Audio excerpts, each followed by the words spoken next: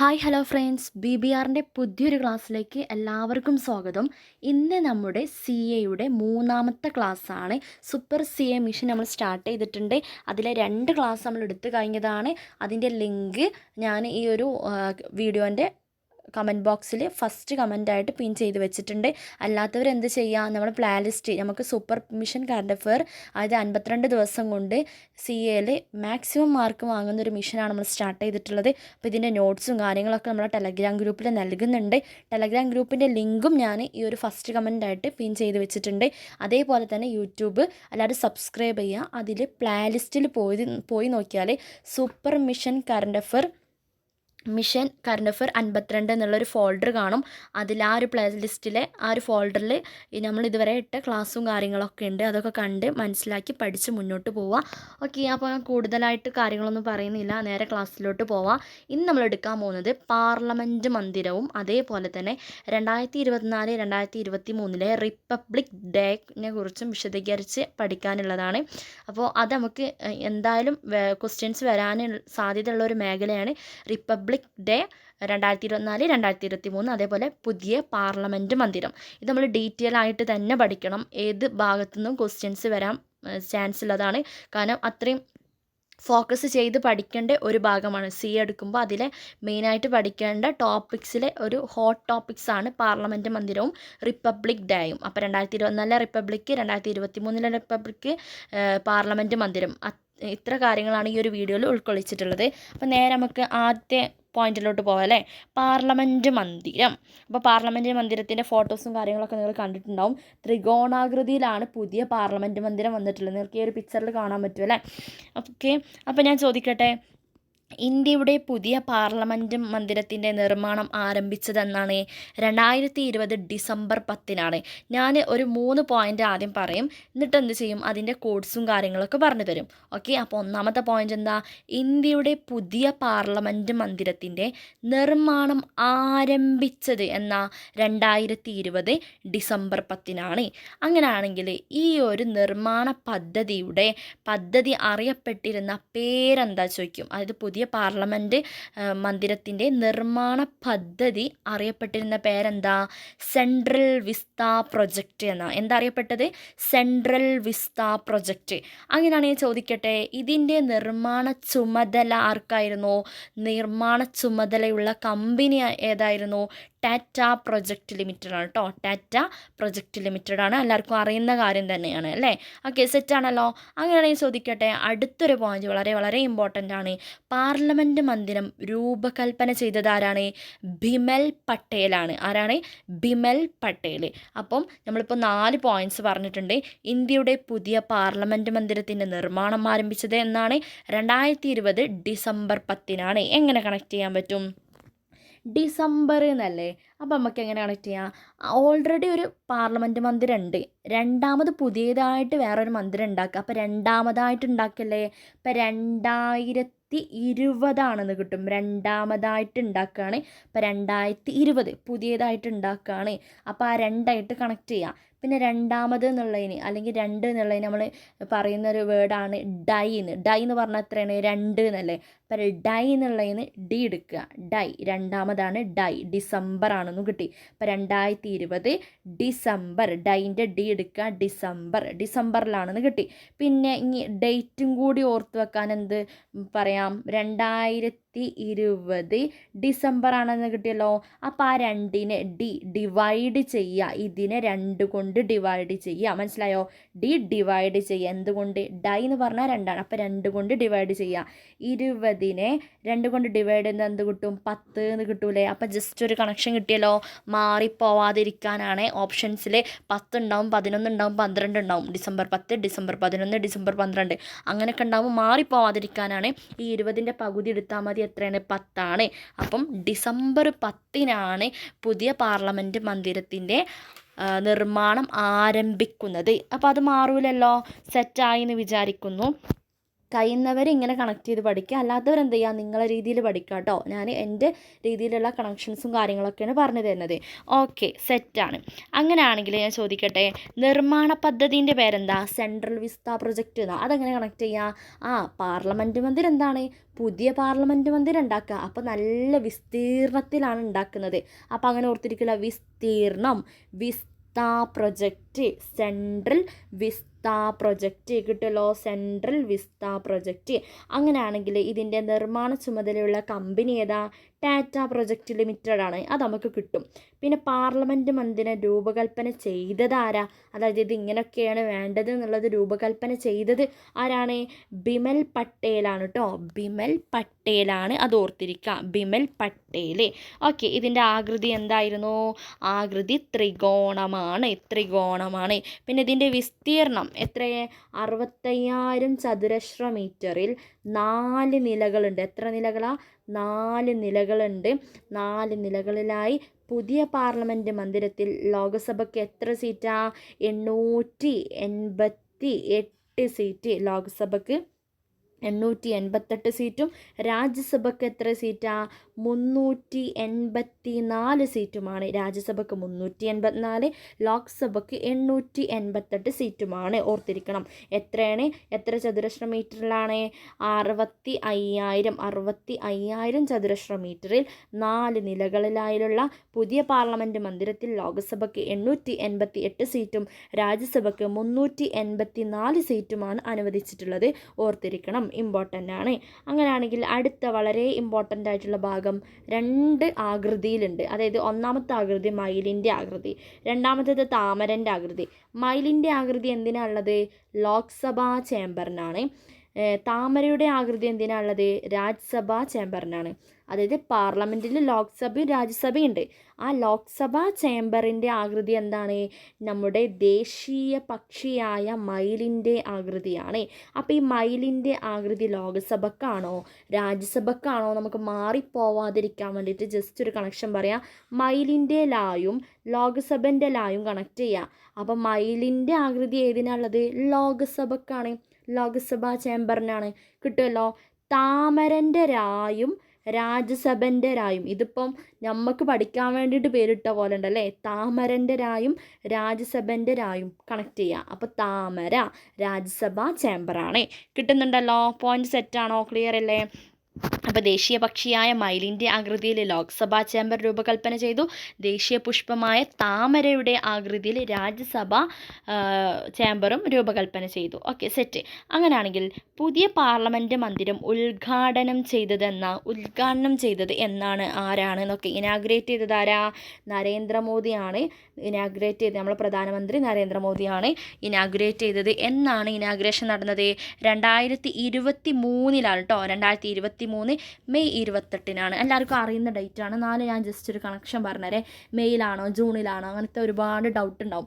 അപ്പോൾ എന്ത് ചെയ്യുക? മന്ദിരം എന്നുള്ളതെന്ന്, അതായത് പാർലമെൻറ്റ് മന്ദിരം ഇനി 2023 24 22 എന്ന് ഡൗട്ട് ഉണ്ടാവും. ആ മാറാതിരിക്കാൻ ഈ മന്ദിരത്തിൻ്റെ കണ്ടില്ലേ? മന്ദിരത്തിൻ്റെ അതെങ്ങനെയാണ്? 3ൻ്റെ ഷേപ്പല്ലേ? 3ൻ്റെ ഷേപ്പല്ലേ ഇതാന്ന് എഴുതുമ്പോൾ 3ൻ്റെ ഷേപ്പ് ഉണ്ടല്ലേ. അപ്പോൾ മന്ദിരം 2023 നമുക്ക് കിട്ടി. അത് മാറിപ്പോവില്ല. 2003 നമുക്ക് കിട്ടി മന്ദിരത്തുനിന്ന്. അപ്പോൾ 2023 കിട്ടി. ഇനി മെയ് ആണെന്ന് എങ്ങനെ കിട്ടുക? ഈ 2023 2 3 പ്ലസ് ചെയ്യുക. എത്ര? 5 അല്ലേ? അപ്പോൾ 5-ാം മാസം. മെയ് എന്ന് പറയുന്നത് എത്ര? 5-ാം മാസം അല്ലേ? ജനുവരി, ഫെബ്രുവരി, മാർച്ച്, ഏപ്രിൽ, മെയ്. 5-ാം മാസമാണ്. അപ്പോൾ അത് മെയ്യിലാണോ എന്നും കിട്ടി. ഓക്കെ, സെറ്റാണല്ലോ. അപ്പോൾ 2023 മെയ് 28 എന്ത് ഉദ്ഘാടനം ചെയ്തിട്ടുള്ളത്? പുതിയ പാർലമെൻറ്റ് മന്ദിരം ഉദ്ഘാടനം ചെയ്തത് 2023 മെയ് 28 ആരാണ് ഉദ്ഘാടകൻ? നരേന്ദ്രമോദിയാണ്. പഠിച്ചിരിക്കണേ, നരേന്ദ്രമോദിയാണ്. ഇത്രയും സെറ്റല്ലേ? അങ്ങനെയാണെങ്കിൽ പുതിയ പാർലമെൻറ്റ് മന്ദിരത്തിലെ ആദ്യ സമ്മേളനം നടന്നതെന്നാന്ന് ചോദിക്കും. ആദ്യ സമ്മേളനം നടന്നതെന്നാ? 2023 സെപ്റ്റംബർ 19. സെപ്റ്റംബർ. അപ്പം നമുക്ക് എങ്ങനെ ഓർത്തിരിക്കുക? ഇനി അത് മാസം കിട്ടാൻ വേണ്ടി ജസ്റ്റ് ഇങ്ങനെ കണക്ട് ചെയ്യുക. സമ്മേളനം എന്നല്ലേ? അപ്പോൾ സെപ്റ്റംബറിലാണ്. സെപ്റ്റംബർ. സമ്മേളനം സെപ്റ്റംബർ. കിട്ടിയല്ലോ. 2023 സെപ്റ്റംബർ സെപ്റ്റംബർ 19 അത് കണക്ട് ചെയ്യാൻ വേണ്ടിയിട്ട് ഇങ്ങനെ ഓർത്തിരിക്കുക. 2023 സെപ്റ്റംബർ 18 നമ്മളെ പഴയ, അതായത് ഓൾഡ് പാർലമെൻറ്റ് മന്ദിരത്തിലെ അവസാന സമ്മേളനം നടന്നത് സെപ്റ്റംബർ 18. അപ്പോൾ അവസാന സമ്മേളനം നടന്നത് സെപ്റ്റംബർ 18. ഓൾഡ് പാർലമെൻറ്റ് ഉണ്ടല്ലോ, അവിടുത്തെ അവസാന സമ്മേളനം നടന്നത് സെപ്റ്റംബർ 18, 2023 സെപ്റ്റംബർ 18. അതിൻ്റെ പിറ്റേ ദിവസം 2023 സെപ്റ്റംബർ 19 പുതിയ പാർലമെൻറ്റ് മന്ദിരത്തിലെ ആദ്യ സമ്മേളനം നടന്നത്. രണ്ടും കണക്ട് ചെയ്തല്ലോ, സെറ്റല്ലേ? ഓക്കെ, അങ്ങനെയാണെങ്കിൽ ചോദിക്കട്ടെ, പുതിയ പാർലമെൻറ്റ് മന്ദിരത്തിലെ ശില്പ ഗാലറിയുടെ രൂപകൽപ്പന ചെയ്തതാരാ?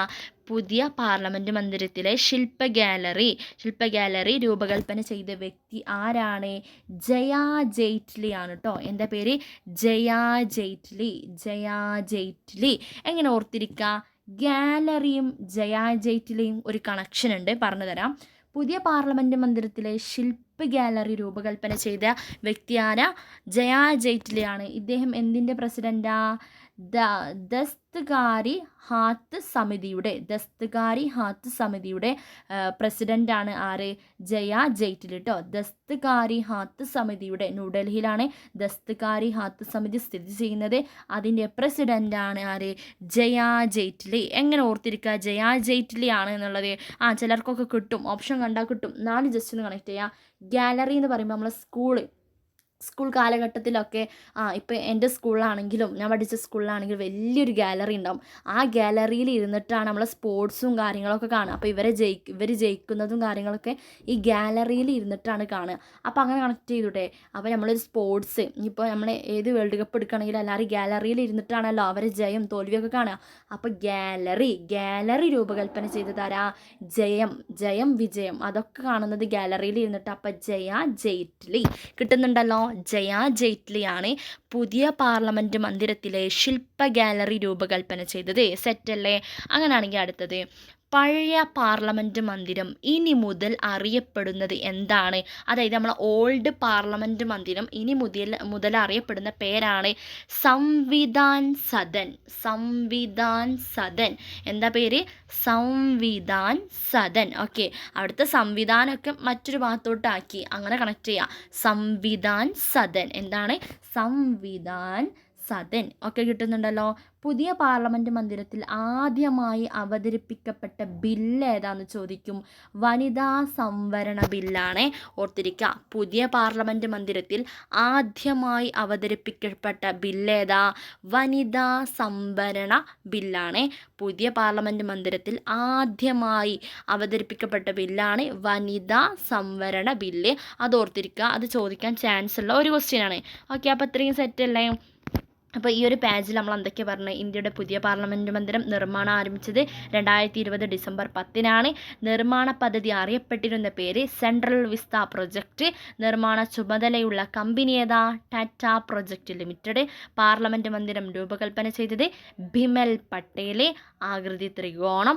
65,000 ചതുരശ്ര മീറ്ററിൽ 4 നിലകളിലായുള്ള പുതിയ പാർലമെൻറ്റ് മന്ദിരത്തിൽ ലോകസഭയ്ക്ക് 888 സീറ്റും രാജ്യസഭയ്ക്ക് 384 സീറ്റുമാണ് അനുവദിച്ചിട്ടുള്ളത്.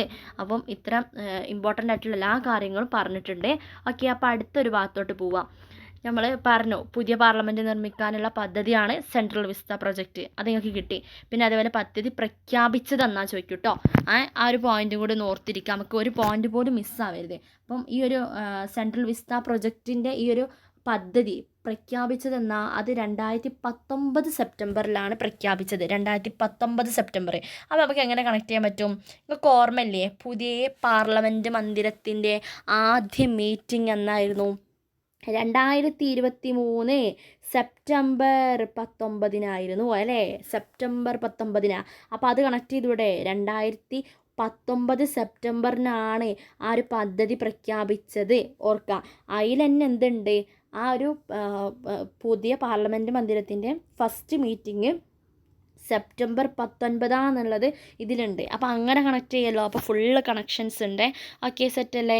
പിന്നെ വിഭാവനം ചെയ്തത് എന്തിനു വേണ്ടിയിട്ടാണ് ഇത് വിഭാവനം ആരാണ് ഈ പദ്ധതി വിഭാവനം ചെയ്തത്? ഭവന നഗരകാര്യ മന്ത്രാലയമാണ്. ഓർത്തിരിക്കണം. ഈ ഒരു പദ്ധതി, അതായത് സെൻട്രൽ വിസ്ത പ്രൊജക്റ്റ് വിഭാവനം ചെയ്തത് ഭവന നഗരകാര്യ മന്ത്രാലയമാണ് അത് വിഭാവനം ചെയ്തിട്ടുള്ളത്. അത് ഓർത്തിരിക്കുക. കാരണം ഭവന നഗരകാര്യ മന്ത്രാലയമാണ് ആ ഒരു പ്രൊജക്റ്റ് വിഭാവനം ചെയ്തിട്ടുള്ളത്. ഈ ഒരു പ്രൊജക്റ്റിൻ്റെ മെയിനായിട്ടുള്ള ലക്ഷ്യങ്ങൾ എന്തൊക്കെയാണ്? രാഷ്ട്രപതി ഭവനും ഇന്ത്യ ഗേറ്റിനുമിടയിൽ 3 കിലോമീറ്റർ നീളമുള്ള കർത്തവ്യപഥ് നവീകരിക്കാനും നോർത്ത് സൗത്ത് ബ്ലോക്കുകൾ പൊതുജനങ്ങൾക്ക് ലഭ്യമാകുന്ന മ്യൂസിയങ്ങളാക്കി മാറ്റാനും എല്ലാ മന്ത്രാലയങ്ങൾക്കും ഒരു പുതിയ പൊതു കേന്ദ്ര സെക്രട്ടേറിയറ്റ് സൃഷ്ടിക്കാനും ലക്ഷ്യപ്പെടുന്നു. അപ്പം ഈ ഒരു ഇത് പാർലമെൻറ്റ് മന്ദിരം പുതുക്കി പണിയുന്നുണ്ട്. അതിൻ്റെ കൂടെ തന്നെ എന്താണ്? രാഷ്ട്രപതി ഭവനും ഇന്ത്യ ഗേറ്റിനും ഇടയിൽ ഉള്ള 3 കിലോമീറ്റർ നീളമുള്ള കർത്തവ്യപഥ് അതെന്ത് ചെയ്യാൻ നവീകരിക്കുക. കർത്തവ്യപഥിൻ്റെ 1 കിലോമീറ്ററാണ് നീളമാണ് പറഞ്ഞത്. രാഷ്ട്രപതി ഭവനും ഇന്ത്യ ഗേറ്റിനും ഇടയിൽ 3 കിലോമീറ്റർ നീളമുള്ള കർത്തവ്യപഥ് എന്ത് ചെയ്യുക? നവീകരിക്കുക. പിന്നെ നോർത്ത് സൗത്ത് ബ്ലോക്കുകൾ പൊതുജനങ്ങൾക്ക് ലഭ്യമാകുന്ന മ്യൂസിയങ്ങളാക്കി മാറ്റുക. അപ്പോൾ നോർത്ത് സൗത്ത് ബ്ലോക്കുകൾ എന്തൊക്കെ ആക്കി മാറ്റുന്നുണ്ട്? പൊതുജനങ്ങൾക്ക് ലഭ്യമാകുന്ന മ്യൂസിയങ്ങളാക്കി മാറ്റുന്നുണ്ട്. പൊതുജനങ്ങൾക്ക് ലഭ്യമാകുന്ന മ്യൂസിയങ്ങളാക്കി മാറ്റുക. പിന്നെ എല്ലാ മന്ത്രാലയങ്ങൾക്കും ഒരു പുതിയ പൊതു കേന്ദ്ര സെക്രട്ടേറിയറ്റ് സൃഷ്ടിക്കാനും ലക്ഷ്യമിടുന്നുണ്ട്. എന്താണ്? എല്ലാ മന്ത്രാലയങ്ങൾക്കും ഒരു പുതിയ പൊതു കേന്ദ്ര സെക്രട്ടേറിയറ്റ് സൃഷ്ടിക്കാനും ലക്ഷ്യമിടുന്ന ഒരു പദ്ധതിയാണ് ഇത് സെൻട്രൽ വിസ്ത പ്രൊജക്റ്റ്. അത് ഓർത്തിരിക്കുക. ഈ പദ്ധതിയുടെ ഏകദേശ ചെലവ് എത്രയെന്ന് ചോദിക്കും. അതെത്രയാണ്? ജസ്റ്റ് ഒന്ന് ഓർത്തിരിക്കുക. 13,000 കോടി രൂപയാണ് 2026 പൂർത്തിയാകുമെന്നാണ് പ്രതീക്ഷിക്കുന്നത്. 2026 ഈ ഒരു പദ്ധതി മുഴുവനായിട്ട്, അതായത് ഇതിൽ പറഞ്ഞിട്ടുള്ള എല്ലാ ലക്ഷ്യങ്ങളും പൂർത്തീകരിക്കുന്നത് 2026 മുകളിൽ പറഞ്ഞില്ലേ ഒരുപാട് ലക്ഷ്യങ്ങൾ, അതൊക്കെ പൂർത്തീകരിക്കുന്നത് 2026 പ്രതീക്ഷിക്കുന്നുണ്ട്. 13,000 കോടി രൂപയാണ് ഇതിൻ്റെ ചിലവ്. പിന്നെ ഇതിൻ്റെ നിർമ്മാണ ചുമതല ആർക്കാണ്? ഈ പ്രൊജക്റ്റിൻ്റെ നമ്മളെ പുതിയ പാർലമെൻറ്റ് മന്ദിരത്തിൻ്റെ നിർമ്മാണ ചുമതല ആർക്കാണ്? ടാറ്റ പ്രൊജക്റ്റിനാണ് കേട്ടോ. ടാറ്റ പ്രൊജക്റ്റ് ലിമിറ്റഡ് നമ്മൾ പറഞ്ഞല്ലോ. ഓക്കെ. പിന്നെ ഇത് രൂപകൽപ്പന ചെയ്ത വ്യക്തിയാണ് ആര്? ബിമൽ ഹസ്മുഖ് പട്ടേൽ കേട്ടോ. ഹസ്മുഖ് പട്ടേൽ, അദ്ദേഹത്തിൻ്റെ ഫുൾ നെയിമാണ് ബിമൽ ഹസ്മുഖ് പട്ടേൽ. ബിമൽ പട്ടേൽ എന്ന് പഠിക്കുക, അല്ലെങ്കിൽ ബിമൽ ഹസ്മുഖ് പട്ടേൽ. പിന്നെ ഡിസൈൻ ചെയ്ത കമ്പനി ആരാന്ന് ചോദിക്കും കേട്ടോ. ഡിസൈൻ ചെയ്ത കമ്പനി ഏതാണെന്ന് ചോദിക്കും. HCP ഡിസൈനും അഹമ്മദാബാദും ആണ് കേട്ടോ. HCP ഡിസൈനാണ്, അഹമ്മദാബാദിലുള്ള HCP ഡിസൈനാണ് അത് ഡിസൈൻ ചെയ്ത കമ്പനി. അപ്പോൾ ഇത് രൂപകൽപ്പന ചെയ്ത ആളാരാ ചോദിച്ചാൽ ബിമൽ ഹസ്മുഖ് പട്ടേലും. പിന്നെ ഡിസൈൻ ചെയ്ത കമ്പനി ഏതാണെന്ന് ചോദിച്ചാൽ HCP ഡിസൈൻ അഹമ്മദാബാദിലെ HCP ഡിസൈനാണ് അത്. ആ ഒരു കമ്പനിയാണ് ഇത് ഡിസൈൻ ചെയ്തത്. പിന്നെ ഇതിൻ്റെ ആകൃതി ഏതാണ്? ത്രികോണമാണ് നമ്മൾ പറഞ്ഞു. പിന്നെ ശിലാസ്ഥാപനം, അതായത് ഇതെന്നാണ് സ്റ്റാർട്ട് ചെയ്തിട്ടുള്ളത്? 2020 ഡിസംബർ 10 തറക്കല്ലിട്ടത് നരേന്ദ്രമോദിയാണ്. പിന്നെ പുതിയ പാർലമെൻറ്റിൽ സ്ഥാപിച്ച അശോക സ്തംഭം അനാച്ഛാദനം ചെയ്തത് എന്നാന്ന് ചോദിക്കും. അതായത് പുതിയ പാർലമെൻറ്റിൽ എന്ത് സ്ഥാപിച്ചിട്ടുണ്ട്? അശോക സ്തംഭം സ്ഥാപിച്ചിട്ടുണ്ട്. എന്ത് സ്ഥാപിച്ചിട്ടുണ്ട്? അശോക സ്തംഭം. അത് അനാച്ഛാദനം ചെയ്തത് എന്നാണ്? 2022 ജൂലൈ 12 അത് ഓർത്തിരിക്കണം. അത് നേരത്തെ നമ്മൾ പറയാത്തൊരു പോയിൻ്റാണ്. 2022 ജൂലൈ 12 പുതിയ പാർലമെൻറ്റിൽ സ്ഥാപിച്ച അശോക സ്തംഭം അനാച്ഛാദനം ചെയ്തത് എന്ന 2022 ജൂലൈ 12 ഓക്കെ, സെറ്റാണല്ലോ. ഓക്കെ, സെറ്റാണെന്ന് വിചാരിക്കുന്നു.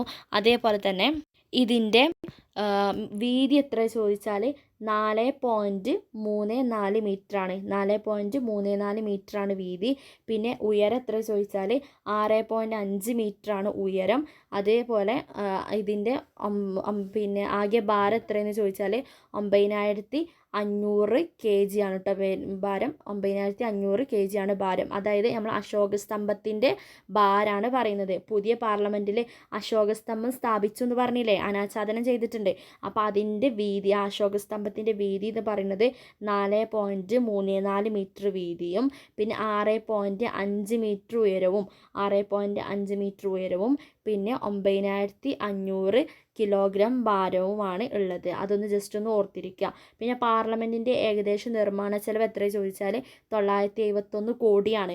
മറ്റേത് ആ പ്രൊജക്റ്റിൻ്റെ നിർമ്മാണ ചെലവാണ് 13,000 കോടി പറഞ്ഞത്. പക്ഷേ പാർലമെൻറ്റിൻ്റെ ഏകദേശ നിർമ്മാണ ചെലവ് ചോദിച്ചാൽ 971 കോടിയാണ്. ഓക്കെ, പിന്നെ ഇത് ഉദ്ഘാടനം ചെയ്തത് 2023 മെയ് 28 ഇത്രയും കാര്യങ്ങൾ നമ്മൾ പറഞ്ഞതാണ്. ഉദ്ഘാടനം നമ്മൾ പറഞ്ഞു അല്ലേ, 2023 മെയ് 28 എന്നുള്ളത്. പിന്നെ ഇത് ഓർത്തിരിക്കാം, പുതിയ പാർലമെൻറ്റിൽ അശോകസ്തംഭം അനാച്ഛാദനം ചെയ്തത് 2022 ജൂലൈ 12 2020 ഡിസംബർ 10 അത് തുടക്കം കുറിച്ചത്. പാർലമെൻറ്റിൻ്റെ ആ ഒരു പുതിയ പാർലമെൻറ്റിൻ്റെ തറക്കല്ലിട്ടത്, അത് തുടക്കം കുറിച്ചത് 2020 ഡിസംബർ 10. അത് കഴിഞ്ഞ് 2 വർഷം കഴിഞ്ഞ് 2022 ജൂലൈ 12 അശോകസ്തംഭം അനാച്ഛാദനം ചെയ്തത്. അത് ഓർത്തിരിക്കുക. ഇനി അടുത്തത് ഉദ്ഘാടനം ചെയ്തത് നരേന്ദ്രമോദിയാണെന്ന് പറഞ്ഞു. പിന്നെ വി.ഡി. സവർക്കറുടെ 140-ാം വാർഷികം അനുബന്ധിച്ചാണ് 2023 മെയ് 28 ഉദ്ഘാടനം ചെയ്തതെന്ന് പറഞ്ഞല്ലോ. അന്ന് വി.ഡി. സവർക്കറുടെ 140-ാം ജന്മവാർഷികമാണ്. അതും കൂടി ഓർത്തിരിക്കണം കേട്ടോ. 2023 മെയ് 28 ഉദ്ഘാടനം ചെയ്തിട്ടുള്ളത്. അന്ന് എന്തായിരുന്നു? വി.ഡി. സവർക്കറുടെ 140-ാം ജന്മവാർഷികമാണ്. നമ്മളെ അഭിനവ് ഭാരത് സൊസൈറ്റിയുടെ സ്ഥാപകനാണ് ആര്? വി.ഡി. സവർക്കർ. എല്ലാവർക്കും അറിയുന്നതാണ്. അഭിനവ് ഭാരത് സൊസൈറ്റിയുടെ സ്ഥാപകനാണ് ആര്? വി.ഡി. സവർക്കർ. അദ്ദേഹത്തിൻ്റെ 140-ാം ജന്മവാർഷികമായിരുന്നു കേട്ടോ അന്ന്. അത് ഓർത്തിരിക്കുക. അതേപോലെ തന്നെ ഉദ്ഘാടനവുമായി ബന്ധപ്പെട്ട് പുറത്തിറക്കിയിട്ടുള്ള നാണയമാണ് 75 രൂപ. ഇത് കഴിഞ്ഞ ഒരു എക്സാമിന് ചോദിച്ചതാണ്, PYQ ആണ്. പുതിയ പാർലമെൻറ്റ് മന്ദിരത്തിൻ്റെ ഉദ്ഘാടനവുമായി ബന്ധപ്പെട്ട് പുറത്തിറക്കിയിട്ടുള്ള നാണയമാണ് 75 രൂപ. 75 രൂപയുടെ നാണയമാണ് പുതിയ പാർലമെൻറ്റ് മന്ദിരത്തിൻ്റെ ഉദ്ഘാടനവുമായി ബന്ധപ്പെട്ട് പുറത്തിറക്കിയിട്ടുള്ളത്. അത് ഓർത്തിരിക്കുക. പിന്നെ അതേപോലെ പുതിയ പാർലമെൻറ്റ് മന്ദിരത്തിൻ്റെ നിർമ്മാണം പൂർത്തിയാക്കാൻ എടുത്ത സമയം എത്ര ചോദിക്കും? 2 വർഷം 5 മാസം 18 ദിവസമാണ് കേട്ടോ. 2 വർഷം 5 മാസം 18 ദിവസം. 2 വർഷം 5 മാസം 18 ദിവസം. നമ്മളെ ഭരണഘടന രൂപീകരിക്കാൻ എടുത്ത മാസത്തിൽ മാത്രമേ ഇതിൽ വ്യത്യാസമുള്ളൂ. 2 വർഷവും പിന്നെ എത്രയാണ്? 11 മാസവും 17 ദിവസമാണ്. അതായത് ചിലതിൽ 18 ദിവസം എന്ന് ഭരണഘടനൻ്റെ കാണലുണ്ടായാൽ ഈ ഒരു 5 മാസം എന്നുള്ളതൊന്ന് ജസ്റ്റ് ചേഞ്ച് ചെയ്താൽ മതി. 2 വർഷം 5 മാസം 18 ദിവസമാണ് എന്തിനെടുത്തിട്ടുള്ളത്? പുതിയ പാർലമെൻറ്റ് മന്ദിരത്തിൻ്റെ പണി പൂർത്തിയാക്കാൻ എടുത്തിട്ടുള്ള ദിവസം. നിർമ്മാണം പൂർത്തിയാക്കാൻ എടുത്ത സമയത്ത് 2 വർഷം 5 മാസം 18 ദിവസം. ഓർത്തിരിക്കുക കേട്ടോ. ഭരണഘടനയായിട്ട് കണക്ട് ചെയ്യുക. ഭരണഘടനയും പാർലമെൻറ്റും കണക്ഷൻ ആണല്ലോ, അപ്പോൾ അതായിട്ട് കണക്ട് ചെയ്യാം. പിന്നെ വിസ്തൃതി എത്രയാണ്? വിസ്തൃതി 64,500 എന്ന് പറയുന്നുണ്ട്. അതേപോലെ തന്നെ 65,000 പറയുന്നുണ്ട് കേട്ടോ. 65,000. നേരത്തെ നമ്മൾ പറഞ്ഞത് 65,000 അതായത് നമ്മൾ റൗണ്ട് ചെയ്തിട്ട് പറഞ്ഞതാണ് കേട്ടോ. 65,000. അപ്പോൾ 65,000 നിങ്ങൾ പഠിച്ചേക്കുക. ഇനി കറക്റ്റ് കിട്ടണമെന്നുണ്ടെങ്കിൽ 64,500 ചതുരശ്ര മീറ്റർ. ഓർത്തിരിക്കുക. പിന്നെ അതിൻ്റെ ഉയരം എത്രയാണ്? ആ ഒരു പാർലമെൻറ്റ് മന്ദിരത്തിൻ്റെ ഉയരം 39.6 മീറ്ററാണ്. 4 നിലകളുണ്ട്. 6 കമ്മിറ്റി മുറികളുണ്ട്. ഓർത്തിരിക്കുക. 39.6 മീറ്റർ. 39.6 മീറ്റർ. അതങ്ങനെ കണക്ട് ചെയ്യാൻ പറ്റും. ജസ്റ്റ് ഒന്ന് പറഞ്ഞുതരാം. അതായത് നിങ്ങൾക്ക് എന്തുണ്ട്? 64,500 അതായത് 65,000 നമ്മൾ റൗണ്ട് ചെയ്ത് പറയുകയാണെങ്കിൽ 65,000. ഇതിൽ 64,500 ആണെന്ന് ജസ്റ്റ് നിങ്ങൾ ഓർത്തിരിക്കുക. അപ്പോൾ നിങ്ങൾക്ക് എന്ത് ചെയ്യാൻ പറ്റും? അതിൻ്റെ ഉയരം കണക്ട് ചെയ്യാൻ പറ്റും. 64,500 എന്നല്ലേ. അപ്പോൾ ഈ 6ൻ്റെ പകുതി 3, പിന്നെ ഈ 4ഉം 5ഉം കൂട്ടിയാലും 9, അപ്പോൾ 39 ഉയരം. 39 പോയിൻറ്റ്, പിന്നെ ഈ 6 ഇങ്ങോട്ട് ഇട്ട് കൊടുക്കുക. 6 കിട്ടുന്നുണ്ടോ? കണക്ഷൻ കിട്ടുന്നുണ്ടോ? ഒന്നുകൂടി പറഞ്ഞേരെ. 64,500 എന്നാണ്. ആ 64,500 6ൻ്റെ പകുതി എത്രയാണ്? 3 കിട്ടി. പിന്നെ ഈ 4ഉം 5ഉം കൂട്ടിയാൽ എത്ര? 9 കിട്ടി. അപ്പോൾ 39. പിന്നെ 6 അതേപോലെ ഇങ്ങോട്ട് ഇട്ട് കൊടുക്കുക. അപ്പോൾ എത്ര? 39.6 മീറ്ററാണ് പുതിയ പാർലമെൻറ്റ് മന്ദിരത്തിൻ്റെ ഉയരം കിട്ടും. സെറ്റാണല്ലോ. പിന്നെ 4 നിലകളാണ്, അത് നമുക്കറിയാം. പിന്നെ 6 കമ്മിറ്റി മുറികളുണ്ട് കേട്ടോ. 6 കമ്മിറ്റി മുറികൾ. അത് ഓർത്തിരിക്കുക. 6 കണക്ട് ചെയ്താൽ മതി. 65,000 ചതുരശ്ര കിലോമീറ്റർ എന്നല്ലേ. 64,500 തന്നെ പഠിച്ചു വെച്ചോളി. അപ്പോൾ 6 കമ്മിറ്റി മുറികളുണ്ടെന്ന് കിട്ടും. അതിൻ്റെ ആ ഫസ്റ്റത്തെ 6 കണക്ട് ചെയ്യാം. ഓക്കെ, സെറ്റാണല്ലോ. പിന്നെ കമ്മിറ്റി മുറികൾ കൂടാതെ 92 മുറികൾ വേറെ ഉണ്ട് കേട്ടോ.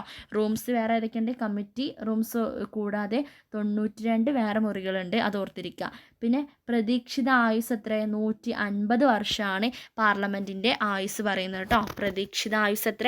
150 വർഷമാണ്. നമ്മൾ മുല്ലപ്പെരിയാറിൻ്റെ പറഞ്ഞ പോലെ അല്ലേ, 150 വർഷമാണ് ഇത് പ്രതീക്ഷിത ആയുസ് പാർലമെൻറ്റിൻ്റെ, അത് ഓർത്തിരിക്കുക.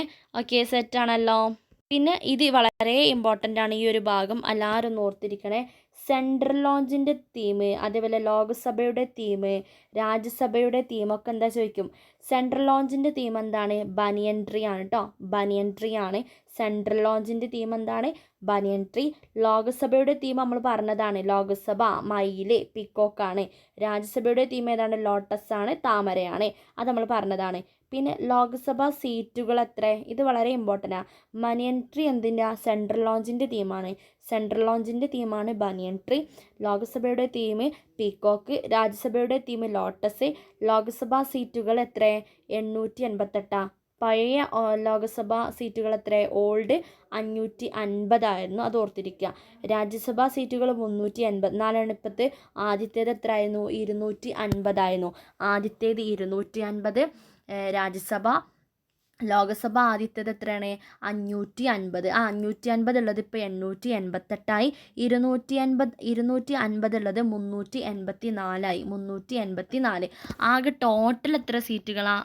ഇത് രണ്ടും കൂട്ടുക. ആകെ ടോട്ടൽ എത്ര സീറ്റുകളാണ്? 1272 സീറ്റാണ്. പിന്നെ ഇപ്പം സെൻട്രൽ ഹാൾ ഉണ്ടോ? അതായത് ആദ്യം സെൻട്രൽ ഹാൾ ഉണ്ടായിരുന്നു അല്ലേ, സെൻട്രൽ ഹാൾ ഉണ്ടോ? ഇപ്പം സെൻട്രൽ ഹാൾ ഇല്ല, അത് ഓർത്തിരിക്കണേ, സെൻട്രൽ ഹാള്. അപ്പോൾ നമ്മുടെ പാർലമെൻറ്റിൻ്റെ സംയുക്ത സമ്മേളനം എവിടെയാവും നടക്കുക? ആദ്യം നമ്മളെ രാജ്യസഭയും ലോക്സഭയും എന്തെങ്കിലും വാക്ക് തർക്കങ്ങൾ ഉണ്ടെങ്കിൽ എന്ത് ചെയ്യുന്നുണ്ട്? രാഷ്ട്രപതി സംയുക്ത സമ്മേളനം വിളിച്ച് ചേർക്കുന്നുണ്ട്. അതെവിടെയായിരുന്നു നടന്നിരുന്നത്? സെൻട്രൽ ഹാളിലായിരുന്നു, പാർലമെൻറ്റിൻ്റെ സെൻട്രൽ ഹാളിൽ വെച്ചിട്ടാണ് നടന്നത്. പക്ഷേ ഇപ്പം എന്തില്ല? പുതിയ പാർലമെൻറ്റ് മന്ദിരത്തിന് സെൻട്രൽ ഹാൾ നിലവിലില്ല. പഠിച്ചിരിക്കണേ, ഇമ്പോർട്ടൻ്റ് ആണ്, സ്റ്റേറ്റ്മെൻറ്റ് വരാൻ ചാൻസ് ഉണ്ട്. സെൻട്രൽ ഹാൾ ഇല്ല. പക്ഷേ ഇവരുടെ ജോയിൻറ്റ് സിറ്റിംഗ് നടക്കുന്നത്, അതായത് സംയുക്ത സമ്മേളനം നടക്കുന്നത് എവിടെ വെച്ചിട്ടാണ്? ലോക്സഭയിൽ വെച്ചിട്ടാണ് കേട്ടോ. ലോക്സഭയിൽ വെച്ചിട്ടാണ് ഇനി സംയുക്ത സമ്മേളനം നടക്കുക. ഓക്കെ. പിന്നെ 30% വൈദ്യുതി ഉപയോഗം എന്ത് ചെയ്യുന്നുണ്ട്? കുറക്കും കേട്ടോ. 30% വൈദ്യുതി ഉപയോഗം കുറക്കും, അതോർത്തിരിക്കുക. 30% വൈദ്യുതി ഉപയോഗം കുറക്കുന്നുണ്ട്. പിന്നെ പ്രധാന എൻട്രൻസുകൾ എത്ര ചോദിക്കുക, അതായത് പ്രവേശന കവാടങ്ങൾ എത്ര കവാടങ്ങളുണ്ട്? 3 പ്രവേശന കവാടങ്ങളാണുള്ളത്. പ്രധാന എൻട്രൻസുകൾ എത്രയാണ്? 3 എണ്ണമാണ്. ഒന്നാമത്തേൻ്റെ പേരാണ് ഇത് നോളജ് ഗേറ്റ്, അതായത് ഗ്യാൻ ദ്വാർ. എന്താ? ഗ്യാൻ ദ്വാർ, ഇമ്പോർട്ടൻ്റ് ആണ് കേട്ടോ. ഗ്യാൻ ദ്വാർ ആണ് നോളജ് ഗേറ്റ് എന്ന് പറയുന്നത്. ഗ്യാൻ ദ്വാർ. അപ്പം എങ്ങനെ ഓർത്തി? നോളജ്, ഞാൻ അങ്ങനെ പറയുമല്ലോ, ഞാൻ ദ്വാർ. ഓക്കെ. ഞാൻ ദ്വാർ എന്ന് പറയുമ്പോൾ എന്താ? ഞാനെന്ന് പറഞ്ഞാൽ നോളജ്, അപ്പം അങ്ങനെ കിട്ടുമല്ലോ. ഞാൻ ദ്വാറാണ് ഒന്നാമത്തെ എൻട്രൻസ്, അതിൻ്റെ പേരാണ് ഞാൻ ദ്വാർ, അതായത് നോളജ് ഗേറ്റ്. പിന്നെ ശക്തി ദ്വാർ എന്ന് പറഞ്ഞാൽ എന്താണ്? അത് പവർ ഗേറ്റ് ആണ്. പിന്നെ അടുത്തത് കർമ്മദ്വാർ, അത് ഓർത്തിരിക്കുക കേട്ടോ. കർമ്മദ്വാർ, അത് 3 ഓർത്തിരിക്കുക. അപ്പം ഞാൻ ദ്വാർ, ശക്തി ദ്വാർ, പിന്നെ കർമ്മദ്വാർ, ഈ 3 ഗേറ്റാണ് എൻട്രൻസ്. പ്രധാനപ്പെട്ട എൻട്രൻസുകൾ ഏതൊക്കെ? ഞാൻ, പിന്നെ ശക്തി, കർമ്മ. ഞാനുണ്ടായാൽ നല്ല ശക്തി ഉണ്ടാവും, അപ്പോൾ നല്ല കർമ്മം ചെയ്യാൻ കഴിയും, അങ്ങനെ കണക്ട് ചെയ്യാം. ജ്ഞാനമുണ്ടായാൽ എന്താണ്? നല്ല ശക്തി ഉണ്ടാവും. ശക്തി ഉണ്ടായാൽ എന്താ? കർമ്മങ്ങൾ ചെയ്യാൻ കഴിയും. അപ്പം ഞാൻ, ശക്തി, കർമ്മ, അങ്ങനെ കണക്ട് ചെയ്യാൻ പറ്റുമല്ലോ. ഞാൻ, ശക്തി, കർമ്മ. സെറ്റല്ലേ? ക്ലിയർ അല്ലേ? പിന്നെ ഇമ്പോർട്ടൻ്റ് ആയിട്ടുള്ളൊരു കാര്യമാണ്, ഈ 3 എൻട്രൻസിലും എന്തുണ്ട്? പ്രധാന 3 കവാടങ്ങളിൽ എന്തുണ്ട്? 6 ശില്പങ്ങളുണ്ട്. എത്ര ശില്പങ്ങളുണ്ട്? 6 ശില്പങ്ങൾ. ഇമ്പോർട്ടൻ്റ് ആണ്. പ്രധാന 3 കവാടം നമ്മൾ പറഞ്ഞ ഞാൻ ദ്വാർ, ശക്തി ദ്വാർ, കർമ്മദ്വാർ. അപ്പോൾ ഈ 3 കവാടങ്ങളിലും 6 ശില്പങ്ങളുണ്ട്. ഒന്നാമത്തെ കവാടത്തിലെ ശില്പമാണ് എന്ത്? ഇതെന്തിനാണ് റെപ്രസെൻ്റ് ചെയ്യുന്നത്? നമ്മൾ എർത്തിനെ റെപ്രസെൻ്റ് ചെയ്തുകൊണ്ട് എന്തൊക്കെയുണ്ട് അവിടെ? ആനയും കുതിരയും ഉണ്ട്. ആന, കുതിര എവിടെയാണ്? അതെന്തിനെ റെപ്രസെൻ്റ് ചെയ്യുന്നത്? ഭൂമിനെയാണ് റെപ്രസെൻ്റ് ചെയ്യുന്നത് കേട്ടോ. ഭൂമിനെ റെപ്രസെൻ്റ് ചെയ്യാൻ ആനയും കുതിരയും ഉണ്ട്. പിന്നെ അടുത്തത് രണ്ടാമത്തെ കവാടത്തിൽ എന്താ ഉള്ളത്? ഗരുഡനും പിന്നെ അതേപോലെ മുതലയും. ഗരുഡനും പിന്നെ മുതലയുമാണ് കേട്ടുള്ളത്. ഗരുഡ മുതല. അതെന്തിനെയാണ് റെപ്രസെൻ്റ് ചെയ്യുന്നത്? അത് സ്കൈ, ആകാശത്തെയാണ് റെപ്രസെൻ്റ് ചെയ്യുന്നത്. ഗരുഡൻ കിട്ടുമ്പോൾ നമുക്ക് കിട്ടും അല്ലേ? ഗരുഡ എന്ന് പറയുമ്പോൾ ആകാശത്തുള്ളത്. അപ്പോൾ ഗരുഡനും മുതലയുമാണ് എന്ത്? Represent sky. പിന്നെ സിംഹം ഹംസം, സിംഹത്തെയും ഹംസവും സിംഹം ഹംസം അതെന്തിനെയാണ് റെപ്രസെൻ്റ് ചെയ്യണത്? വാട്ടറിനെയാണ്, ജലത്തെയാണ് റെപ്രസെൻ്റ് ചെയ്യണത്. അതൊന്ന് ഓർത്തിരിക്കുക. അപ്പോൾ ആനയും ഉണ്ട് കുതിരയും ഉണ്ട്. ആന കുതിര റെപ്രസെൻ്റ് ചെയ്യണത് എന്തിനാ? ആനയും കുതിരയും എർത്തിനെയാണ് റെപ്രസെൻ്റ് ചെയ്യുന്നത്. പിന്നെ അതേപോലെ തന്നെ അതിങ്ങനെ കണക്ട് ചെയ്യാം. ആനയും കുതിരയും എപ്പോഴും എന്താണ് ഭൂമിയിൽ നമ്മൾ എപ്പോഴും മെയിനായിട്ട് കുതിരയും ആനേനൊക്കെ നമുക്ക് ഭൂമിയിൽ കണ്ടാൽ ഭയങ്കര ഒരു അത്ഭുതമാണല്ലേ, ആനനൊക്കെ കാണുമ്പം കുതിരനൊക്കെ കാണുമ്പോൾ. അങ്ങനെ ജസ്റ്റ് ഒന്ന് കണക്ട് ചെയ്യാം, ആന കുതിര. പിന്നെ ഗരുഡ മുതല, അത് പിന്നെ നമുക്ക് എന്ത് ചെയ്യാം, അത് സ്കൈ ആണ്. അതായത് മുതലയും അതേപോലെ ഗരുഡനൊക്കെ കടിച്ചാൽ എന്താണ്, മുതല പിടിച്ചാൽ ഗരുഡൻ പിടിച്ചാലൊക്കെ നമ്മൾ ആകാശത്തോട്ട് പോവും. ഇത് എന്താ പറയുക, മരിച്ചു പോവും. അങ്ങനെ എന്തെങ്കിലും കണക്ട് ചെയ്യുക. അപ്പം എന്താ ഈ സ്കൈ കിട്ടും. മരിച്ചു പോകുമ്പോൾ ആകാശത്തോട്ടല്ലേ പോവുക, അങ്ങനെ എന്തെങ്കിലും കണക്ട് ചെയ്യുക കേട്ടോ. ചെറിയ കുട്ടികൾക്ക് പറഞ്ഞു കൊടുക്കുന്ന പോലെ പറഞ്ഞതാണ്, ജസ്റ്റ് കണക്ട് ചെയ്യാൻ വേണ്ടി. പിന്നെ അടുത്തത് സിംഹം ഹംസം. സിംഹത്തെ കാണുമ്പോൾ എന്താണ്, നമുക്ക് പെട്ടെന്ന് വെള്ളത്തിനൊക്കെ ദാഹിക്കും സിംഹത്തിനെ കാണുമ്പോൾ. അപ്പോൾ അങ്ങനെ കാണിക്കുക. അതെന്തിനെ റെപ്രസെൻ്റ് ചെയ്യുന്നത്? സിംഹവും ഹംസവും റെപ്രസെൻ്റ് വാട്ടറിനെയാണ്. അപ്പോൾ ഇത് കണക്ട് ചെയ്യുക. ആന കുതിര റെപ്രസെൻ്റ് എന്താണ്? എർത്ത്. പിന്നെ അതേപോലെ തന്നെ ഗരുഡ മുതലും പിന്നെ എന്തിനാണ് റെപ്രസെൻ്റ്? അത് സ്കൈനെയാണ് റെപ്രസെൻ്റ് ചെയ്യുന്നത്. പിന്നെ സിംഹം ഹംസം എന്തിനെ റെപ്രസെൻ്റ് ചെയ്യുന്നത്? അത് റെപ്രസെൻ്റ് വാട്ടറാണ് കേട്ടോ. അത് രണ്ടും മൂന്നും ഓർത്തിരിക്കുക. സെറ്റല്ലേ? ഇനി അടുത്തത് ലാസ്റ്റ് കുറച്ചും കൂടി പോയിന്റുള്ളൂ. ലോക്സഭാ സ്പീക്കറുടെ ഇരിപ്പിടത്തിനടുത്തായി സ്ഥാപിച്ചിരിക്കുന്നതാണ് എന്ത്? ചെങ്കോല്. ലോക്സഭാ സ്പീക്കറുടെ ഇരിപ്പിടത്തിനടുത്തായിട്ട് എന്ത് സ്ഥാപിച്ചിട്ടുണ്ട്? ചെങ്കോല് സ്ഥാപിച്ചിട്ടുണ്ട്. എവിടെയാണ്? ലോക്സഭാ സ്പീക്കറുടെ ഇരിപ്പിടത്തിന് അടുത്തായിട്ടാണ് ചെങ്കോല് സ്ഥാപിച്ചിട്ടുള്ളത്. ലോക്സഭാ സ്പീക്കറുടെ ഇരിപ്പിടത്തിനടുത്തായി എന്ത് സ്ഥാപിച്ചിട്ടുണ്ട്? ചെങ്കോല് സ്ഥാപിച്ചിട്ടുണ്ട്. പിന്നെ തമിഴ്നാട്ടിലെ ചോള രാജവംശത്തിൻ്റെ അധികാര കൈമാറ്റത്തെ സൂചിപ്പിക്കാനാണ് ചെങ്കോല് സ്ഥാപിച്ചിട്ടുള്ളത്. തമിഴ്നാട്ടിലെ ചോള രാജവംശത്തിൻ്റെ അധികാര കൈമാറ്റത്തെ സൂചിപ്പിക്കാൻ വേണ്ടിയിട്ടാണ് എന്ത് കൊടുത്തിട്ടുള്ളത്? ചെങ്കോല് കൊടുത്തിട്ടുള്ളത്. ഇനി നമ്മളെ പുതിയ പാർലമെൻറ്റ് മന്ദിരത്തിലേക്ക് ആർക്കെങ്കിലും പോകണം എന്നുണ്ടെങ്കിൽ അതിൻ്റെ വിലാസമൊക്കെ കൊടുത്തിട്ടുണ്ട്. വിലാസം എന്താ? പ്ലോട്ട് നമ്പർ 8 ആണ്. സൻസദ് മാർഗ് ന്യൂഡൽഹിയിൽ പോവുക. സൻസദ് മാർഗ് പ്ലോട്ട് നമ്പർ 8 ആണ് കേട്ടോ. ഓർത്തിരിക്കണേ. ആർക്കെങ്കിലും അങ്ങോട്ട് പോകണമെങ്കിൽ ഈ ഒരു അഡ്രസ്സിൽ പോയാൽ മതി, ഈ വിലാസത്തിൽ പോവാം. അപ്പോൾ വിലാസം plot number 8 Sansad Marg New Delhi. Okay. പിന്നെ ഇവിടെ എന്ത് ചെയ്തിട്ടുണ്ട്, നമ്മളെ ഇതുവരെ പറഞ്ഞിട്ടുള്ള കാര്യങ്ങൾ, ഇമ്പോർട്ടൻ്റ് ആയിട്ടുള്ള കാര്യങ്ങളൊന്ന് ജസ്റ്റ് ഒന്ന് കൊടുത്തിട്ടുണ്ട്. അതൊന്ന് നോക്കുക. നമുക്ക് ടോട്ടൽ സീറ്റ് ഇതൊന്ന് എല്ലാവരും സ്ക്രീൻഷോട്ട് എടുത്ത് വെച്ചാൽ മതി. ഇമ്പോർട്ടൻ്റ് ആയിട്ടുള്ളൊരു കാര്യമാണ്. ഇപ്പോൾ ടോട്ടൽ സീറ്റ് എത്രയാണ്? പുതിയ പാർലമെൻറ്റ് മന്ദിരത്തിൽ 1272 സീറ്റ്. പഴയതിൽ ഓൾഡിൽ എത്രയാണ്? 800 സീറ്റും ആയിരുന്നു. പുതിയ ലോക്സഭാ സീറ്റ് എത്ര? 888. പഴയത് എത്രയാണ്? ഓൾഡ് 550 ആണ്. പുതിയ രാജ്യസഭാ സീറ്റ് 384, ഓൾഡ് 250 ആണ്. ഓക്കെ. ടോട്ടൽ ഏരിയ എത്രയാണ് ചോദിച്ചാൽ 64,500 മീറ്റർ സ്ക്വയർ ആണ്, അല്ലെങ്കിൽ 65,000 മീറ്റർ സ്ക്വയർ. ആദ്യത്തേത് എത്രയായിരുന്നു? 47,500 മീറ്റർ ആയിരുന്നു. 47,500 മീറ്റർ ആയിരുന്നു.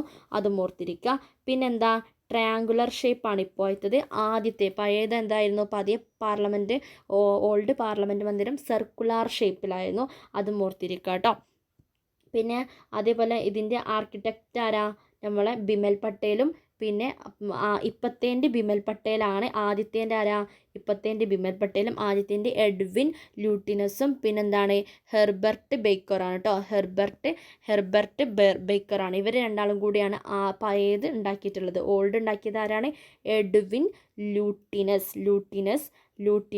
പിന്നെ അതേപോലെ ലൂട്ടിൻസും ഹെർബർട്ട് ബേക്കറാണ്. എഡ്വിൻ ലൂട്ടിൻസും പിന്നെ ആരാണ്? ഹെർബർട്ട് ബേക്കറുമാണ്.